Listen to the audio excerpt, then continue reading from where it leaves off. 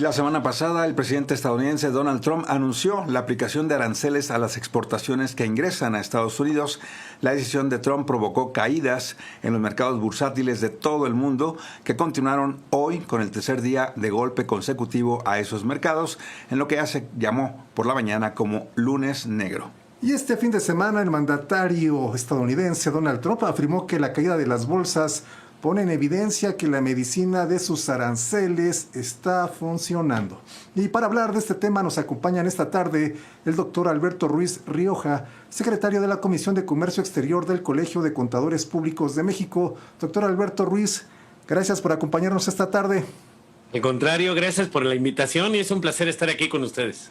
También nos acompaña el doctor Abdiel Hernández Mendoza, profesor de tiempo completo de la Escuela Nacional de Estudios Superiores Juriquilla de la Universidad Nacional Autónoma de México. Doctor Abdiel, gracias por acompañarnos esta tarde. Un gusto estar con ustedes y el agradecido es uno. Bienvenidos los dos a este espacio. Pues empecemos, doctor Alberto. Este fin de semana pues ya vimos que entraron en vigor esta primera etapa de aranceles. Algunos dicen que están ya negociando. 50 líderes mundiales buscan llegar a un acuerdo. ¿Cómo ve este anuncio de la entrada en vigor de aranceles y la caída, desde luego, de los mercados? Un primer acercamiento, doctor Alberto Ruiz Rioja. Pues yo diría que lo primero que hay que dejar bien claro es que no nos debería de haber tomado por sorpresa lo que está sucediendo, porque esto es algo que Donald Trump ya había anunciado desde hace mucho tiempo, desde su campaña, sus intenciones y su visión tan peculiar acerca de cómo aplican los aranceles. Lo que voy a decir a lo mejor es algo que parece muy obvio, pero que lo tenemos que destacar, incluso para que todos los radioescuchas le quede muy claro, porque su discurso, el discurso de Donald Trump es bastante confuso. Entonces de repente dice: es que le vamos a cobrar aranceles a México, es que le vamos a cobrar aranceles a Alemania, es que le vamos a cobrar... Pues no es cierto, o sea, los aranceles son los impuestos que se generan por la introducción de bienes al territorio de un determinado país. Por lo tanto, esos aranceles van a salir de la bolsa de las empresas y de las personas que importen las mercancías a territorio estadounidense. No es como que nosotros se lo vayamos a pagar con nuestros fondos. Y por lo tanto, quien más probablemente va a resentir las consecuencias de estas nuevas barreras arancelarias, pues van a ser los consumidores finales. Entonces es muy curioso porque si vemos su cuenta de red social que se llama Truth Social, vamos a ver que él habla mucho de, ya van a empezar a fluir 22 mil millones de dólares más hacia Estados Unidos. Pues ¿cómo? Si está saliendo de allá adentro, ¿no? O sea, son la gente estadounidense, las empresas estadounidenses van a ser los que van a pagar los aranceles. Ahora, definitivamente, pues es una política totalmente demoledora, porque como nosotros sabemos, muchos países del mundo, incluyendo el nuestro, tenemos una muy estrecha dependencia económica y una relación comercial pues ya de muchos años con los Estados Unidos de América. Nosotros estamos cumpliendo más de 30 años de tener un tratado de libre comercio con ellos. Y bueno, al parecer, y salvo lo que ustedes más adelante decidan apuntar, pues de todos los países del mundo parece ser que México es de los que menos dañados resultaron. Sí va a haber un daño, sí hay una afectación, pero comparado con lo que están viviendo otras latitudes, otros países del mundo, México parece ser que es de los que con cierta holgura va a poder librar esta situación. No estoy diciendo de ninguna manera que esto no va a tener repercusiones económicas en nuestro día a día, no estoy diciendo de ninguna manera que esto debe ser tomado, pero por ejemplo, hay personas que ya lo están anunciando como una ventaja de carácter competitiva, una ventaja competitiva porque dicen, es que ahora resulta que México tiene una gran oportunidad porque Canadá y México son los únicos que mantuvieron la posibilidad de que si intercambian mercancías al amparo del tratado pueden quedar exentos de dicho arancel. Sí, bueno, sí es una realidad, pero la cosa es muchísimo más compleja, sobre todo cuando nos ponemos a pensar a que hay infinidad de cadenas productivas interrelacionadas que cruzan mercancías de México a Estados Unidos a México, de Canadá, etcétera, ¿no? Entonces, también quiero agregar, sin extenderme mucho, que uno de los mensajes que ustedes compartieron al inicio en la sección decía algo de que la derecha le echa la culpa a la presidenta Claudia Sheinbaum. Bueno, pues yo me atrevería a opinar que lo que ha caracterizado la actuación de México, ya sea a través del secretario de Economía y a través de la doctora Sheinbaum, ha sido prudencia. Yo lo que veo es prudencia, y creo que esa prudencia está reflejando frutos. No criticaría para nada su actuar, al contrario, creo que ha sido bastante inteligente, porque lejos de lo que pedían algunos, que era una confrontación absoluta, pues ha buscado más bien un tema de conciliación, negociación, y a mí me parece que eso es positivo. Doctor Abdiel, este fin de semana el primer ministro británico Keir Starmer consideró que el mundo, tal como lo conocíamos, ha desaparecido después de estos anuncios hechos por Donald Trump. Doctor Abdiel, ¿veremos un nuevo orden mundial? ¿Se acabó la globalización? ¿Ya inició un nuevo proteccionismo? ¿Cómo lo ve usted, doctor? Pues fíjense que es una pregunta muy interesante, porque no hay que olvidar que estamos en un contexto de transformaciones muy grandes. La dinámica científico-tecnológica de alguna manera está avasallando. Vemos la existencia de una inteligencia artificial, luego superada por otra, que por lo regular es China, ¿no? Eso me gustaría también apuntarlo, y que indica que hay correlaciones que son históricas en la línea del tiempo, sobre todo industrial, entre lo que es una revolución energética y una revolución industrial, o en nuestro caso, en la contemporaneidad, una revolución científico-tecnológica. Esto es fundamental comprenderlo, y sobre todo de palabras de los británicos, porque dentro de la primera revolución energética, que consistió en la transición del uso intensivo de la fuerza de los animales, de los seres humanos, de las caídas de agua, de los molinos de viento, al uso intensivo del carbón mineral, da paso o le fundamenta la materialidad de la primera revolución industrial, en ese momento liderada por Reino Unido. Y algo muy parecido está sucediendo en estos momentos. Estamos en una revolución científico-tecnológica basada en inteligencia artificial, en Internet de las Cosas, en ciencias adaptativas, entre otras, como la nanotecnología y la biotecnología.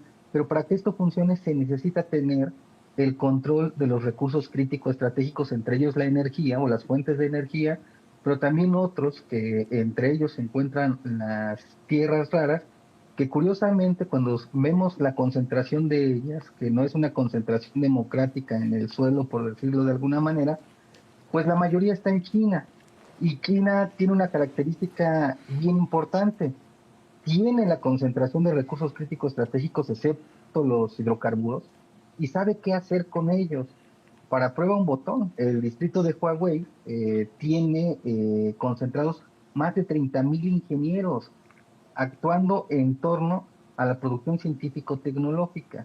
Y eso es una, digamos, desventaja que tienen pues prácticamente todos los países del mundo en esta revolución científico-tecnológica, que está efectivamente cambiando las reglas del juego. Esto no es nuevo.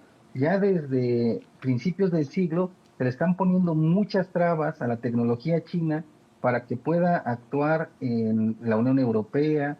En el caso mexicano, incluso en la cuestión de los transportes, seguramente ustedes recordarán que se impidió en algún momento la creación de un tren de alta velocidad en México, la instauración de un supermercado en la península de Yucatán, perdón, y que pues prácticamente ya nos estaban dando de alguna manera atisbos de lo que se conocía en esos momentos como la desglobalización. Lo que ahorita ya es más evidente, pero no es algo que esté dando de la noche a la mañana, o que los aranceles que está pensando Trump como una estrategia, porque la está pensando como estrategia, que le esté saliendo bien o mal, ya es, digamos, otro resultado, sea una cuestión algo, digamos, tan improvisada, ¿no? Por decirlo de alguna manera. Sí trae consecuencias catastróficas, sí trae daños colaterales muy importantes, sobre todo a sus aliados económicos, que en algún momento amagaron con hacerse hacia el lado chino, con un acuerdo entre Japón y Corea del Sur, pero bueno, ya les llamaron la atención, como en su momento se les llamó a Costa Rica, perdón, a Panamá con el Canal de Panamá, y reculan, ¿no?, sobre esta estrategia y se alinean a los intereses estadounidenses. Aquí lo importante también, me gustaría subrayar, es que Donald Trump sí tiene una ideología, y tiene que ver con el séptimo presidente de Estados Unidos, Andrew Jackson, que es una ideología jacksoniana, y este es un estilo de gobernar que le podemos decir que es muy agresivo en términos económicos, y que a Estados Unidos ahorita lo que busca es negociar vis a vis. Entonces va a fragmentar, cualquier coalición la va a empezar a fragmentar para poder en este caso, tener ventaja sobre China.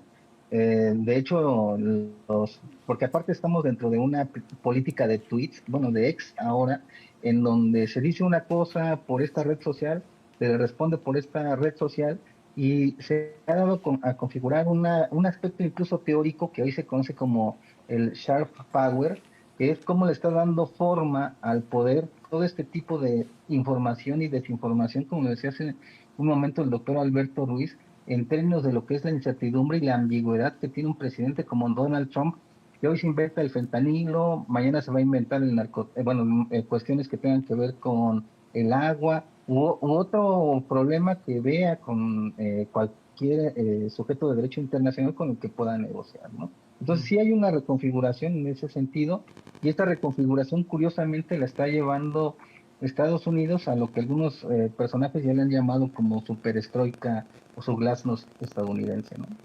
Claro.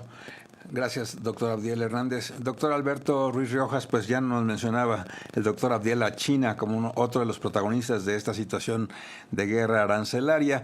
China propiamente anunció también que impone 34% de aranceles a productos estadounidenses, esto en respuesta a la decisión de Washington de imponer justamente 34% en la primera andanada.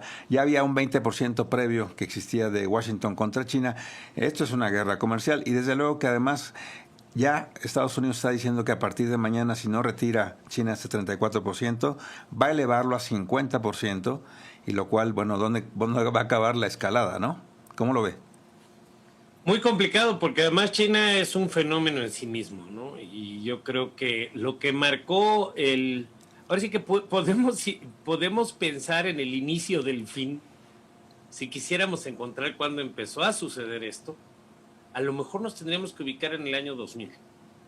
En el año 2000, China es admitida por la Organización Mundial de Comercio. Era un tema muy controversial porque decíamos, ¿qué queremos hacer con China? Los queremos adentro de la Organización Mundial de Comercio y por lo tanto tener la posibilidad de auditar sus políticas comerciales, de supervisar, someterlos en un momento dado a un mecanismo de solución de controversias cuando su comportamiento sea desleal, pero automáticamente le vamos a tener que dar todos los beneficios que tienen los países miembros de la OMC, como es la cláusula de la nación más favorecida, ¿no? De hecho, México fue de los países que más tardaron en dar su opinión favorable acerca de este ingreso de China a la OMC. Fue de los que nosotros nos pusimos más exigentes y hasta el final accedimos, y después de una negociación muy complicada, que China ingresara a esa organización. Pues eso fue el principio del fin, porque si ustedes ven cómo empezó a comportarse el Producto Interno Bruto de China, a partir de ese momento se empezó a disparar así de manera increíble. Empezó a convertirse, si ya de por sí era la fábrica del mundo, como le llaman algunos, pues ya con esto fue, sin lugar a dudas, el dueño absoluto de la manufactura en muchos aspectos. Entonces me llama mucho la atención el que Estados Unidos se sienta tan particularmente ofendido por los aranceles de China, porque la verdad es que pues no sé qué le vendan, en honor a la verdad. Si vemos la comparación y haciendo un análisis muy simple de cómo era el déficit comercial de Estados Unidos con China, nos damos cuenta que hasta parece una broma. O sea, China le vendía todo a Estados Unidos no le vende nada a China, o muy poquito, y entonces la verdad es que no hay una explicación lo suficientemente lógica como para que se sientan profundamente ofendidos por los aranceles. Yo creo que sí estamos viendo, retomando un poco la idea de lo que planteaban, estamos viendo el fin de una época que comienza en 1990 tal vez, cuando se empiezan a consolidar todos estos bloques comerciales que serían, digamos, congruentes con el GATT de 1994.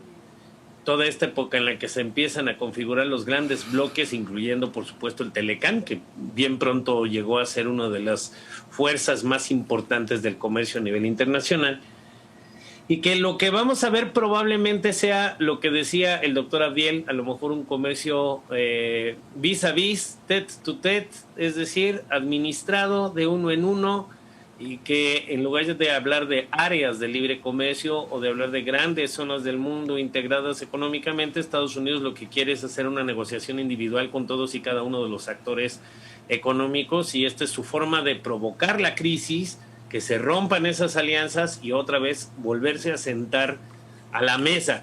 cosa que no nos extrañaría con un negociador agresivo como es Donald Trump, que si hay algo de lo que se siente particularmente orgulloso es de eso. Tan es así que hasta participó en un reality show, ¿no? Mostrando cómo maltrataba a sus subalternos, ¿no? Entonces tiene ahí un tema de que así se impone, él le gusta imponerse de esa manera.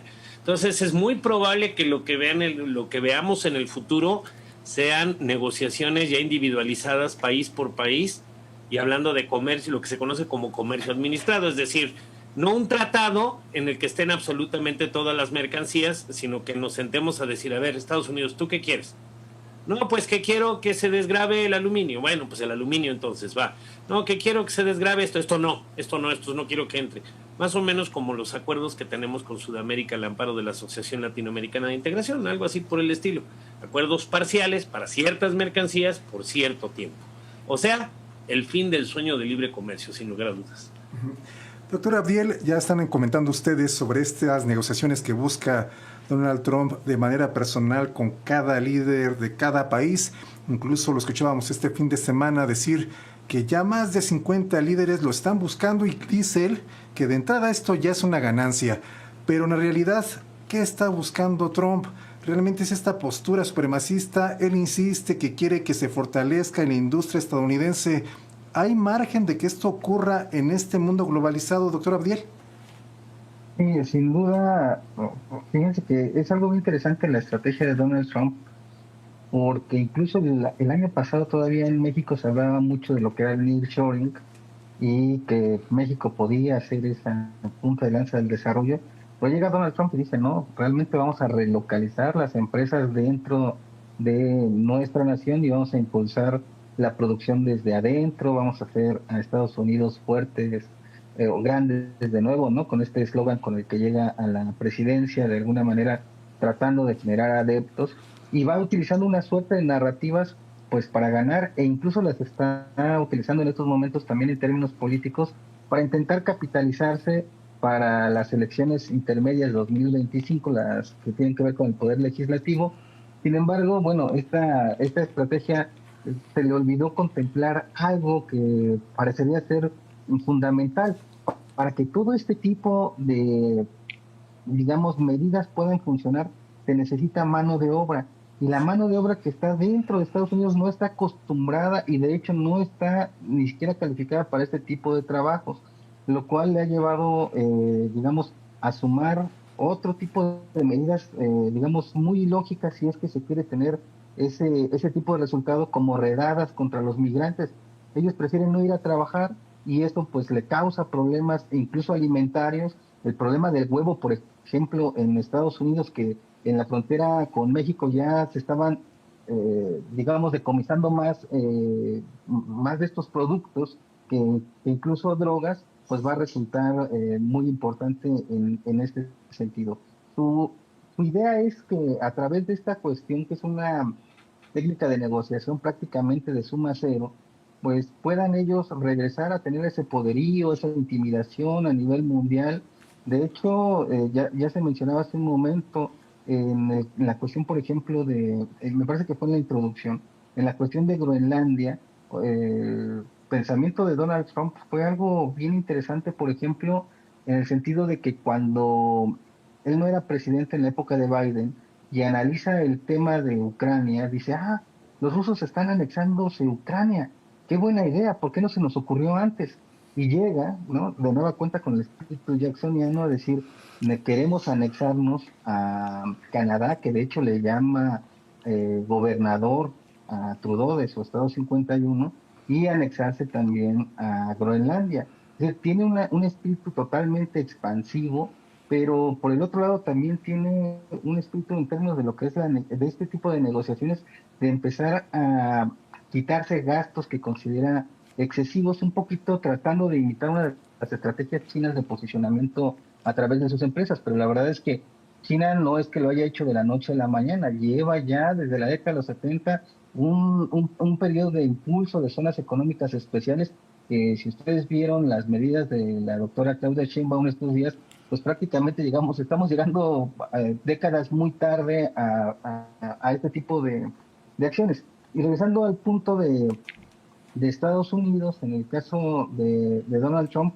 pues tiene una suerte de, yo diría, estrategia, pero que está siendo dinamitada por él mismo en términos de sus impulsos.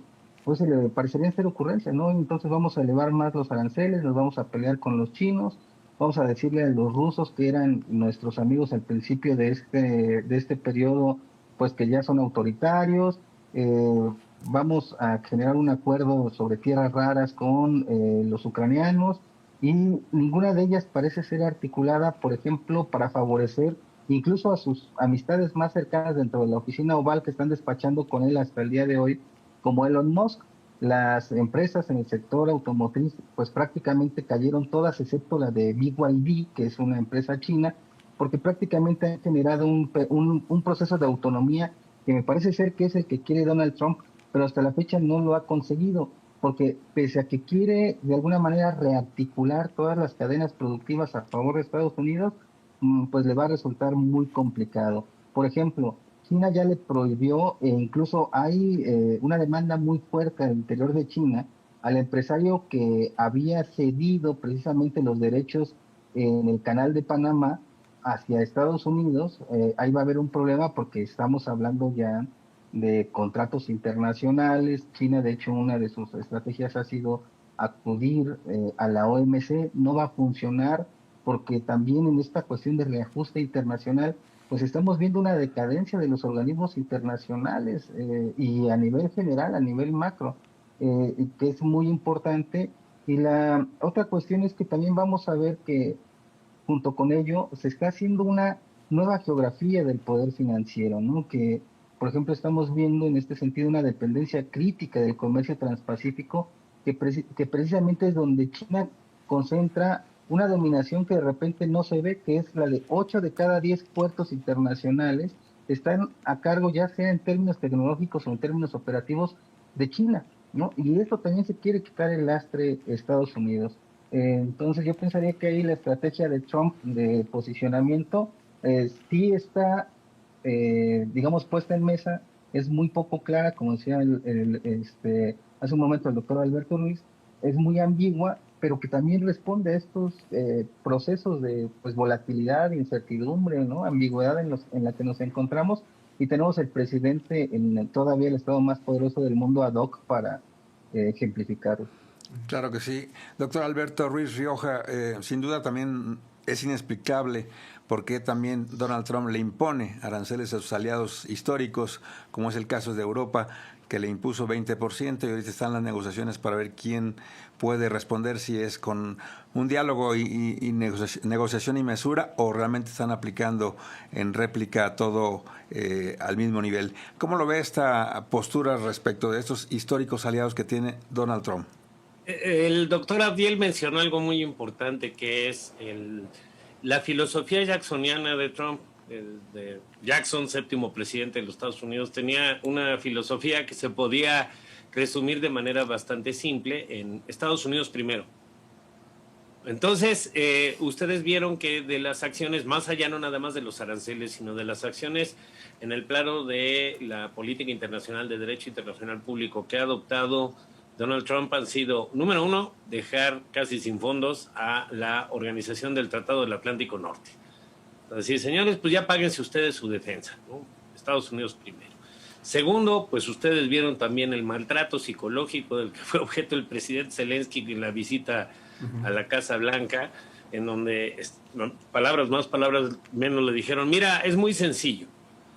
Le cedes los territorios que ya tiene ocupados Rusia a Rusia, me dejas a mí las tierras raras y se acaba el conflicto. Y no puedes hablar porque está usted hablando con sus mayores, casi le dijeron, ¿cómo se atreve usted a venir vestido así? O sea, una cosa ridícula, ¿no? Tercero, pues abandona también la Organización Mundial de la Salud, Donald Trump, también con el argumento de que el único que pagaba las cuotas era Estados Unidos. Abandona también los protocolos referentes a evitar el calentamiento global, porque pues, lo que le interesa desde el punto de vista económico, él lo expresó como un drill, baby drill, ¿no? Taládrale, perfórale para obtener petróleo, eso es lo que vamos a hacer, ¿no? El calentamiento global, no, pues no me interesa. jacksoniano completamente, y es Estados Unidos primero, ¿no?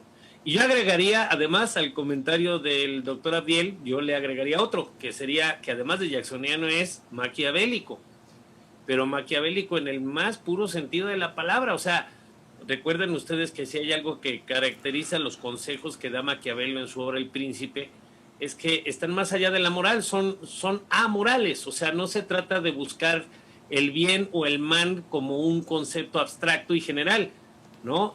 Sino que se trata de buscar el resultado. Entonces, si hay algo que caracteriza la política de Donald Trump es, él va a hacer lo que tenga que hacer para buscar su resultado. No sabemos, no tenemos realmente bases para ver si realmente es un plan muy bien estudiado. Por ahí andan circulando algunas voces muy críticas que incluso han dicho que su plan de los aranceles es algo que se basa en un libro que encontró en Amazon Jared Kushner, ¿no? Cosa que no lo descartaría, digamos, en términos generales. Y también decir que Donald Trump es el tipo de persona que no le va a interesar mantener ni a una organización de las Naciones Unidas, ni tampoco a ninguno de los organismos internacionales. No nos debería de sorprender que Europa se sienta abandonada en este momento, porque volvemos a lo mismo, se trata de primero Estados Unidos, al final Estados Unidos y al último Estados Unidos. Así de sencillo, así podríamos resumir su política. De hecho, les tengo que decir que me asusta un poco porque en su primer término este hombre tenía frenos. En su primer término en la presidencia tenía frenos porque quería un segundo término. Pero ahora que ya está cumpliendo con su segundo término, ¿cuáles son las barreras, cuáles son los frenos que no sea ni siquiera la ambición política?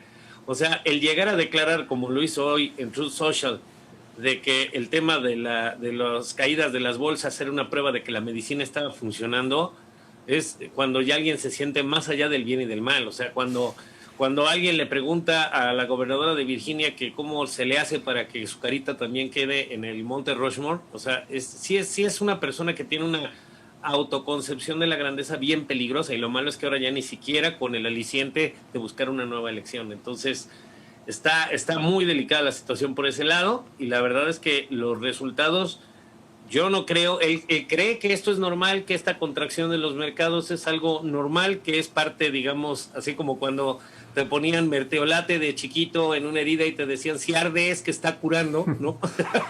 Así por el estilo, pero yo no comparto esa visión. Yo creo que sí estamos viendo algo que nos va a enfrentar hasta una posible recesión económica. Así es. También en este sentido, doctor Abdiel, Trump impone un arancel de 10% a Ucrania, pero exenta a Rusia con el pretexto de que ya este país, Rusia, enfrenta presiones económicas por parte de Washington debido a la invasión a Ucrania. Doctor Abdiel, ¿cómo podemos interpretar esta medida, esta acción por parte de Donald Trump? Primero es un mensaje claro para Europa, ¿no? Que está apoyando abiertamente. Cuando digo Europa, aquí sí quisiera también hacer la segmentación de que son pues los líderes de Reino Unido, de Francia, de España, de Alemania principalmente. No es toda Europa, porque también ahorita Europa merece un análisis por sí solo, incluso de cuestiones democráticas, porque digo, nos guste o no, o estemos afiliados o no a un cierto tipo de ideología, hay quienes apoyan a ciertas tendencias dentro de Europa, y ahorita se está criminalizando a ciertos aspirantes a ser presidentes, por ejemplo, en Rumania, ¿no? Pero esto es bien interesante porque es un mensaje literalmente hacia Europa, porque no han apoyado de alguna manera las medidas de Donald Trump en este sentido, ¿no? Ya lo decía hace un momento el doctor Alberto, por ejemplo, de hacer una propuesta respecto a lo que es la OTAN y cómo van a garantizar la seguridad los propios europeos de Europa, ¿no? Es decir, es algo derivado después de la Segunda Guerra Mundial, que estén dependiendo todavía de un comando estadounidense para su propia seguridad militar. La otra cuestión, y esto es muy interesante, se está presionando, y esto sí a favor de los rusos dentro de Ucrania, para que Zelensky mande a elecciones. Mientras Zelensky no mande a elecciones, vamos a ver también una escalada, ¿no?, de sanciones ahora contra Ucrania.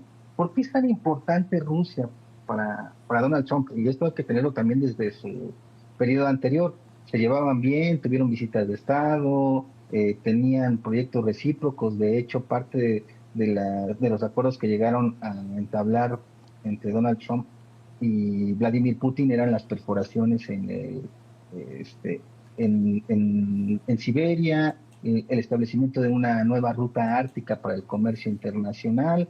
De hecho, los rusos inauguraron un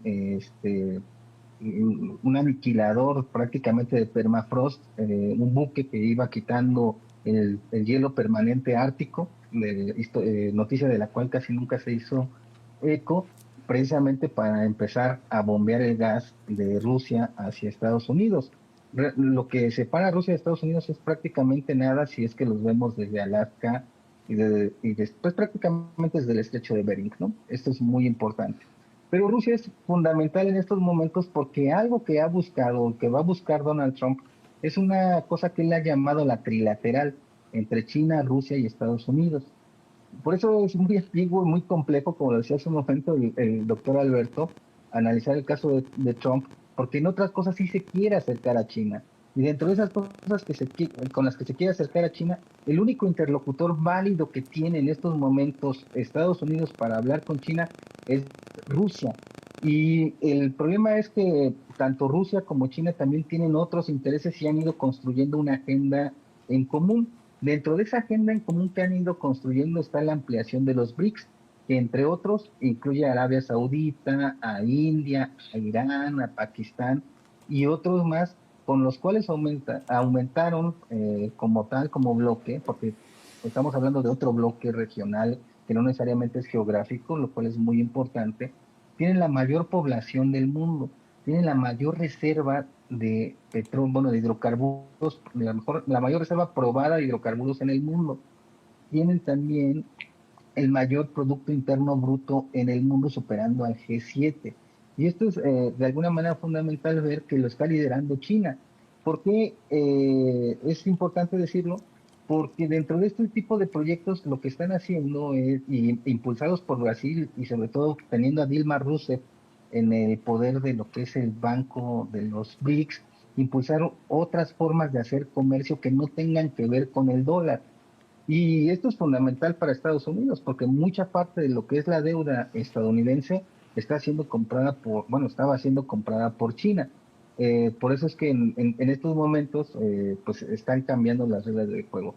Rusia, por otro lado, pues también está haciendo jugosas ganancias vendiendo el gas de manera triangular a Europa, sin que pues de alguna manera esto tenga una participación activa Estados Unidos. Si bien ya hay algunos corredores que curiosamente los bombardeó Zelensky, que sí cruzan por el territorio ruso, pues hay otro tipo de intereses, principalmente energéticos, principalmente gasíferos, y otros en los que va a tener que actuar Rusia por la infraestructura que ya tiene, pues de alguna manera atendida en Europa, que tienen que ver también con los hidrocarburos. Y esto es algo bien curioso porque lo decía hace un momento el doctor Alberto Ruiz, una de de los primeros discursos que dijo Donald Trump es: vamos a taladrar prácticamente en todas partes del mundo donde haya petróleo. De hecho, ustedes lo recordarán, en su primera administración, su ministro, su secretario de Estado fue Rex Tillerson, que fue ex-CEO de ExxonMobil. Ahora tiene en la cuestión de la energía al ex-CEO de la industria Valero, si no me equivoco, también petrolera, y prácticamente hay un entendimiento bien interesante entre ellos, a grado tal de que estuvieron de acuerdo en que la primera reunión para que entre Estados Unidos y Rusia, no Ucrania, no Europa, empezaran a ver el proyecto de paz en Ucrania fuera en Arabia Saudita, otra petromonarquía. Y esto es muy importante, ¿no? Cómo están convergiendo los intereses rusos, estadounidenses en estos momentos, pero la única variante que no les logra tener un acuerdo como tal se llama China. Claro. Tenemos algunas comunicaciones de nuestros radioescuchas por WhatsApp. Nos comenta Rutilio Ruiz de Amecameca: falta el tema agroalimentario, dependemos de la importación de granos y subproductos agrícolas. Y Raquel Robles dice: no creo que a Trump lo busquen 50 mandatarios. Estamos concluyendo. Doctor Alberto Ruiz, ¿con qué se despide? Una conclusión breve, por favor.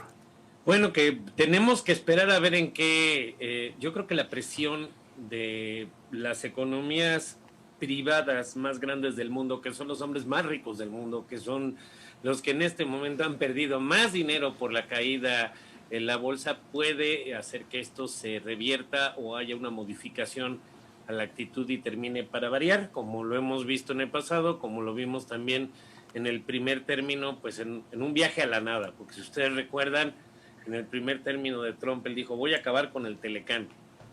Y sí es cierto, se acabó con el Telecán, pero hizo el Temec, ¿no? Es una persona a la que hay que tomarla muy con pincitas lo que dice, porque no necesariamente todo va a ser así. Yo creo que la presión de las grandes empresas, de los grandes fortunas que dependen de Estados Unidos y de la bolsa va a ayudar a esto. También estamos viendo las manifestaciones populares en las calles en Estados Unidos. La gente está muy molesta con el resultado. Está cayendo de manera estrepitosa la popularidad de este señor, entonces vamos a ver si eso ayuda. Eso por el lado de ellos. Por el lado de nosotros, yo creo que hay algunas herramientas, cierto, estoy de acuerdo, estamos llegando un poco tarde tal vez a la noticia y a la oportunidad de las zonas económicas especiales con el Plan México, pero más vale tarde que nunca, ¿no? Y siempre el tener algún tipo de ventaja fiscal, como puede ser una exención, reducción en materia de impuestos sobre la renta y de impuesto al valor agregado, junto con algún régimen aduanero, como puede ser un recinto fiscalizado estratégico, pues nos puede llegar a ayudar a ser corredores. Pero yo creo que ahí vamos a tener que negociar con Estados Unidos exactamente de qué quieren los corredores para ser complementarios, y eso sería lo más sabio que podrían hacer los dos países. Una economía de complementariedad, eso debería de ser. Entonces, de ahí en fuera, pues me gustaría, yo creo que tanto como ustedes, tener una bola mágica para saber en qué va a terminar todo este absoluto desgarriate que estamos viviendo, pero pero bueno, esas son algunas de mis reflexiones finales. Gracias. Doctor Abdiel Hernández, su conclusión breve, por favor. Sí, primero, pues muchas gracias por la invitación y profundizando también en esto que dice el doctor Alberto Ruiz, me parece que sí, es cierto, ¿no? Es el momento también de México de pensar en dos cosas. Ya con estos 18 programas que anunció la doctora Claudia, y me parece que son muy importantes, para ya pensar en algo que yo estudiaba me voy a quemar aquí, desde la década de los 90, la diversificación comercial de México. No la tenemos todavía. Y la otra es la autonomía tecnológica, sobre todo pensando que sí se está reconfigurando el mundo en el marco de lo que es la revolución científico-tecnológica, y México sí produce tecnología. El problema es saber cómo se está canalizando y quién se está quedando con esa tecnología. Es fundamental posicionarnos en pues, estos avances de inteligencia artificial, de 5G. Tenemos ya algunos avances que no hay que dejar de lado, como el Caruc, que es una empresa totalmente digital mexicana, pero todavía nos falta semiconductores, todavía nos falta cuidar el ambiente, todavía nos faltan algunos elementos y me parece que es el momento ideal para ello, y como lo decían hace un momento en los comentarios, también cuidar nuestra seguridad alimentaria, nuestra soberanía alimentaria. Doctor Abdiel, pues muchísimas gracias por su participación. También, doctor Alberto, muchas gracias por esta participación. ¿Cómo los encontramos en redes sociales, doctor Alberto Ruiz? Yo los invito a que busquen en Facebook diagonal Antón Rioja, ANTONRIOJA, Antón Rioja. También en X estamos como Antón Rioja con mayúsculas. Y también si nos buscan en Instagram, por ahí nos van a poder localizar. Claro Muchas que gracias. sí. Maestro Gracias por Abdiel. la invitación, es un honor. Gracias. Maestro Abdiel Hernández, ¿cómo nos seguimos en redes? Pues igual, @Abdieler, así me pueden encontrar. Escucha mi nombre, Abdiel ER, Abdiel Hernández Mendoza, pero también en la página del Observatorio Universitario de Negocios Internacionales de la UNAM. Ahí estamos a sus órdenes. Un gustazo coincidir también con usted, doctor Alberto. No, el gusto es todo mío. Un placer. Gracias. Muchas gracias a los dos. Un abrazo. Gracias.